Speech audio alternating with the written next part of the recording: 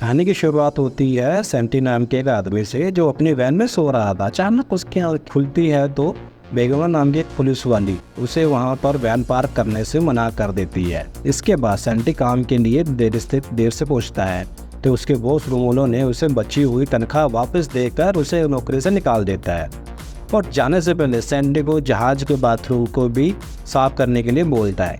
बाद में जब सैंडी अपनी गाड़ी से जा रहा था तो उसका पेट्रोल भी खत्म हो गया, जिसके बाद वह जैसे तैसे करी गैस स्टेशन पहुंचता है, जहां पर वह अपने दोस्त पेड्रो से मिलता है। सैंटी ने उसे यह बताया कि उसका अपनी पत्नी मैटी से तलाक होने वाला है। बाद में जब वह वकील से मिलने पहुंचा तो वकील ने उसे और मैटी को बताया कि तलाक के बाद उन दोनों की जायदाद आधी आधी हो जाएंगी। मैटी ने कहा कि वो जल्द से जल्द तलाक चाहती है, पर वकील ने कहा कि इसमें थोड़े महीने का समय तो लगेगा ना भाई।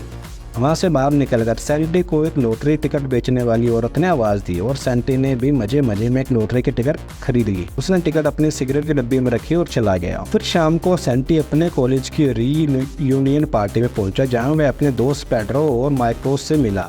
तभी सैंटी मैटी को मारियो नाम के एक आदमी के साथ हंसते हुए देखता है। बाद में मैटी ने उसे बताया कि जिस सुपरमार्केट में वह काम करती है मारियो वहाँ का मालिक है, और सैंटी को इससे काफ़ी जलन हुई क्योंकि वह उसका लवर था और वह अपने दोस्तों के पास वापस चला जाता है। क्या बाद में सैंटी ने घर आकर सिगरेट का डब्बा फेंक दिया क्योंकि वह लॉटरी के बारे में बिल्कुल ही भूल गया था, पागल साला। अभी सुबह सैंटी रेडियो सुनते हुए नहा रहा था कि उसने लॉटरी की खबर सुनी। अचानक उसे टिकट के बारे में याद आया और वह दौड़कर कचरे में सिगरेट का डब्बा ढूंढने लगा। आखिरकार टिकट मिल गई और सैंटी खुशी से झूम उठा क्योंकि वह लॉटरी जीत चुका था। सैंटी ने तुरंत मैटी को फ़ोन किया मगर उसने फ़ोन नहीं उठाया और सैंटी मैटी से मिलने गया और वहां उसने पत्नी को मारियो के साथ गुलू करते हुए देखा, मगर असल में मैटी ने मारियो किस करने से इनकार कर दिया था। इसके बाद सैंटी बैंक से अपने जेब के 25 मिलियन यूरो निकलवाने गया, पर जल्दी ही घबराकर बाहर आ गया। तभी बैंक मैनेजर डैमियन उसके पीछे आया, पर सैंटी अपनी गाड़ी में निकल गया। अचानक सैंटी ने मुड़कर देखा कि डैमियन तो गाड़ी में ही था। डैमियन ने उस अपनी जीती हुई रकम को सही ढंग से इस्तेमाल करने की सलाह दी। फिर लंच करते हुए डैमियन ने सैंटी से पूछा कि हाँ भाई, क्या हालचाल आपके, कैसा चल रहा है। तो सैंटी ने उसे बताया कि भाई मेरा तो तलाक होने वाला है। इस पर डैमियन ने कहा कि तलाक के बाद उसे जीत की आधी रकम मैटी को देनी होगी, इसलिए उसने सैंटी को मैटी से ये बात छुपाने को कहा। सैंटी अपनी पत्नी से यह बात बिल्कुल नहीं छुपाना चाहता था, मगर बाद में जब उसने मैटी को फिर से मारियो के साथ देखा तो उसे बहुत गुस्सा आ गया। तभी डैमियन वहां आया और आखिरकार सैंटी सबसे यह बात छुपाने के लिए राजी हो गया। कुछ दिन बाद सैंटी मारियो से मिलने गया क्योंकि मारियो ने उसे नौकरी देने का ऑफर दिया था। उनकी थोड़ी बहस हुई, पर अंत में सैंटी को सामान भरने की नौकरी मिल गई। इसके बाद सैंटी ने लॉटरी के पैसों से बढ़िया कपड़े और चीजें खरीदी।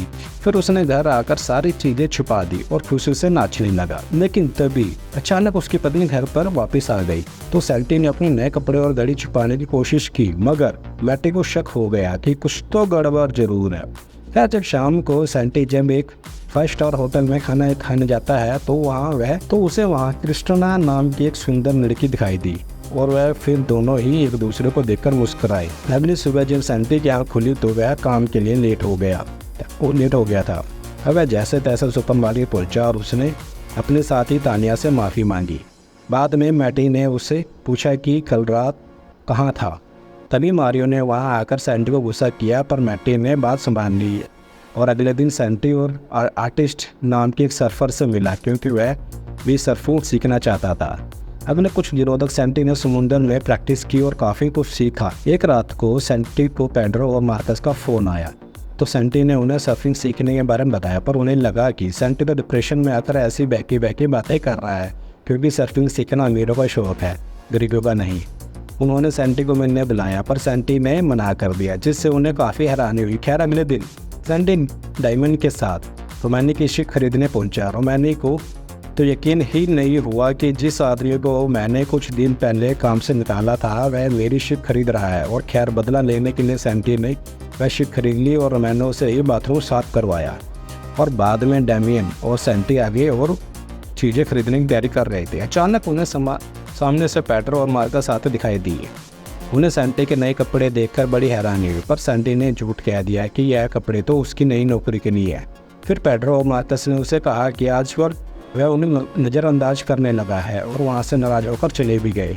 इधर सैंडी और डैमियन बढ़िया खाना खाकर सैंटी के घर पहुंचे। जब सैंटी अंदर गया तो उसने देखा कि मैटी के माता पिता नोरा और मिडन डिनर के लिए आए हुए थे। सैंटी उनके साथ डिनर टेबल पर बैठ तो गया, लेकिन खाना खाने में उसे बहुत मुश्किल हो रही थी। लेकिन जल्दी ज़्यादा खाना खाने की वजह से उसका पेट खराब हो गया और वह बाथरूम में भागा।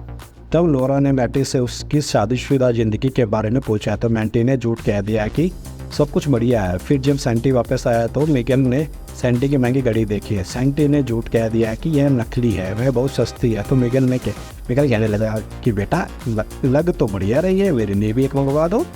तभी अचानक सैंटी का फ़ोन बजने लगा और उसने फ़ोन उठाना ही नहीं। जब मैटी ने उसे फ़ोन उठाने को कहा तो सैंटी ने हड़बड़ाकर मैटी के माँ बाप को बता दिया कि वह दोनों तलाक ले रहे हैं। बाद में जब सैंटी वहाँ से वापस जा रहा था तो उसने अपने दोस्तों एडम और मार्कस को सस्ते बार में शराब पीते देखा। खैर जब वो होटल में बैठकर अपनी महंगी गैजेट के साथ खेल रहा था तो उसे काफ़ी अकेलापन महसूस हुआ। उसके पास इतने पैसे थे लेकिन खुशियाँ बांटने वाला कोई नहीं था।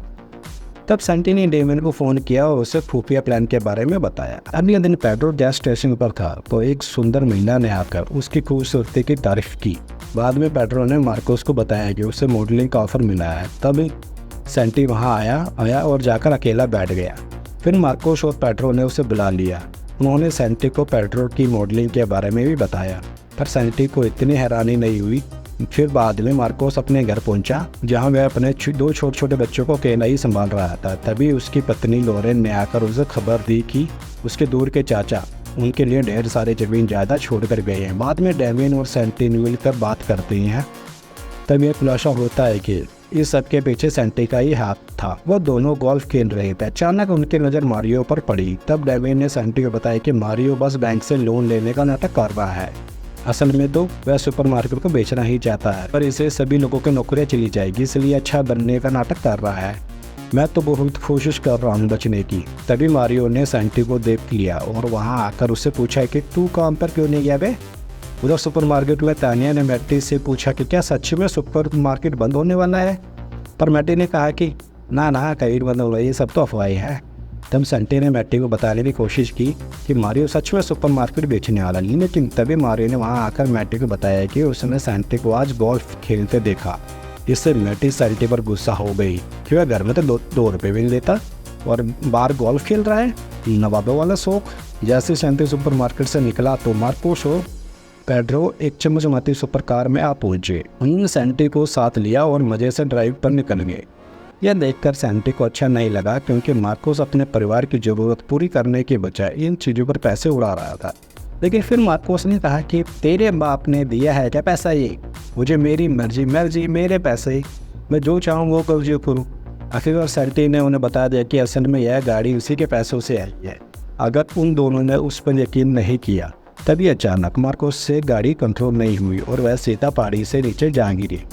इसी दौरान सैंटी ने चिल्लाकर अपनी लॉटरी का सिगरेट सबको बताया और कुछ देर बाद वो जैसे तैसे करके बाहर आ गए। अगले सुबह मैटी को मारियो का फ़ोन आया, जिसे देखकर सैंटी को बहुत जलन हुई और उसने भी मैटी को जलाने के लिए क्रिस्टीना को फ़ोन किया। उस रात में मैटी मारियो के साथ डेट पर गई और सैंटी क्रिस्टीना के साथ, मगर उन दोनों को ही बिल्कुल भी मज़ा नहीं आया। बाद में वह दोनों एक ही वक्त पर घर पहुँचे तो उन दोनों ने ही अपने नए साथियों के साथ खुश होने का नाटक किया। फिर अगले दिन मारियो ने मैटी को फ़ोन करके सुपरमार्केट बुलाया और फिर सबको बता दिया कि सुपरमार्केट बंद हो रहा है।